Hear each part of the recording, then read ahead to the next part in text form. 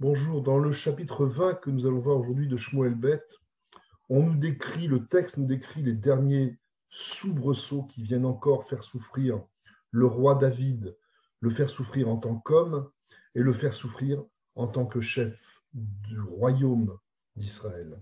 Et ce premier événement qui vient contrarier David, c'est la révolte de Sheva ben Bichri, un homme de la tribu de Binyamin, et comme nous le dit le texte, Vesham Nikraish Belial, un homme Belial, sans joug, Belial, un opportuniste, sans foi ni loi, qui profite des tensions entre les tribus du nord et du sud, entre celles de Yehuda et d'Israël, pour réanimer l'ancien conflit que nous connaissons depuis le livre de Bereshit entre les descendants de Yehuda et les descendants de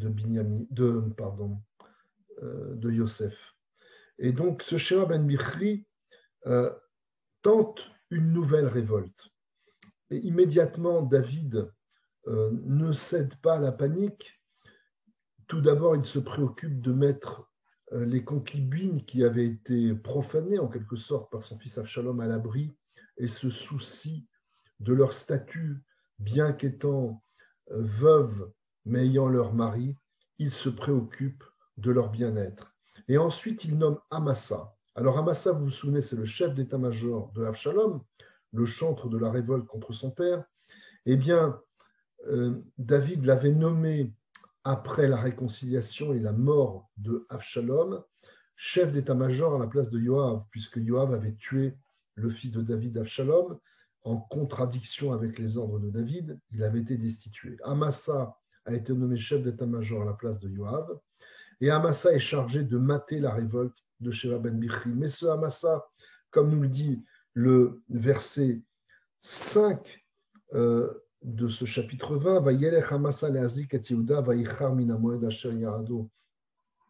il traîne les pieds. David lui donne 3 jours pour mettre en place l'armée et les moyens qu'il faut pour mater cette révolte, mais il ne tient pas le délai, ce qui montre de la mauvaise volonté dans cette idée d'aller combattre de nouveau une révolte, alors que lui-même y avait participé sous la houlette de Avshalom. Immédiatement, David demande à Avishai de prendre la relève et de mater cette révolte. Yoav, qui en avant se joint à son frère Abishai, n'oublions pas qu'ils sont frères, Amasa n'est que leur cousin germain, et se mêle dans la dispute qui va conduire à la fin de Sheva ben Bichri. Alors comment se déroule cette victoire contre cette ultime révolte contre l'homme David, contre le roi David? Eh bien, Yoav prend les devants, il commence par une nouvelle fois ruser pour tuer un ennemi, et cette fois c'est Amasa. Donc il tue Amasa de façon éhontée, on pourrait presque dire.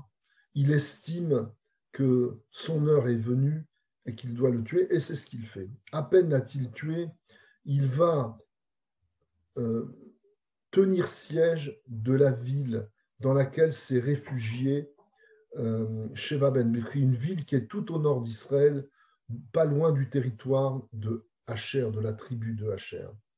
Et là-bas, alors qu'il est sur le point de prendre la ville où s'est réfugié Sheva ben Bichri, une femme, le texte nous dit, une femme intelligente, les Chachamim, les sages du Midrash discutent sur pour savoir qui est cette femme sage qui va réussir à dissuader Yoav de faire couler le sang inutilement au sein d'Israël en lui proposant de prendre pour victoire le fait que Sheva ben Bichri soit tué. Tuer le chef viendrait à mater la révolte. Et cette femme intelligente, nous dit le Midrash, c'est discuté, est-ce que c'est Serah Batacher, celle qui pouvait déjà se targuer d'avoir lancé la paix en Israël en dévoilant l'endroit où était caché le tombeau de Yosef au moment de la sortie d'Égypte? Est-ce une simple sage-femme, dont le terme sage-femme dit bien en lui-même toute la patience, l'intelligence qu'une femme peut avoir pour dissuader Yoav, celui qui est aussi un père, de faire couler le sang inutilement. Quoi qu'il en soit, ça demande cette dissuasion, de l'intelligence et d'avoir déjà fait ses preuves sur le fait que cette histoire de conflit entre Yehuda et Yosef, eh bien, peut être couverte et au contraire donner lieu à un effort commun comme ça avait été fait au moment de la sortie d'Égypte et quand Sérar Batafcher avait indiqué que le sauveur, finalement, le signe de départ du sauvetage de l'Égypte, c'était de trouver le tombeau de Yosef. Il a aussi son rôle à jouer, Yosef. Le Nord a aussi son rôle à jouer.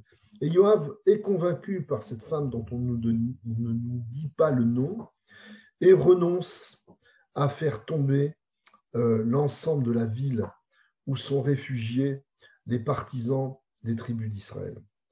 À la fin de ce chapitre, on nous dit qu'après ces derniers soubresauts, les choses, entre guillemets, reprennent leur cours au sein du royaume de David. On nous donne, à la fin de ce chapitre, au versets 23 et 24, que les informations sur les personnalités qui constituent la cour de David, qui sont nommées au poste clé, et c'est quasiment mot pour mot les mêmes personnages que nous avions vus au chapitre 8 de Shmuel Bet. Nous avons ainsi Adoram sur les finances, Yehoshaphat en tant que, comme son nom l'indique, chef garde des sceaux, comme on dirait aujourd'hui. Nous avons Tzadok et Éviatar qui sont chefs du rite et de la prêtrise, et Aïra Aïeri qui lui aussi siège auprès de David en tant que Kohen Gadol. Bref, tout ça pour dire que David est un homme, mais c'est aussi un roi, c'est aussi un stratège. Il connaît les affres des peines les plus cruelles, mais aussi les joies les plus grandes. Souvenez-vous de son arrivée à Jérusalem. C'est en ça qu'il est nommé le Mashiach, loin. C'est celui qui sait conjuguer les contingences matérielles, les lois, la morale, l'enthousiasme.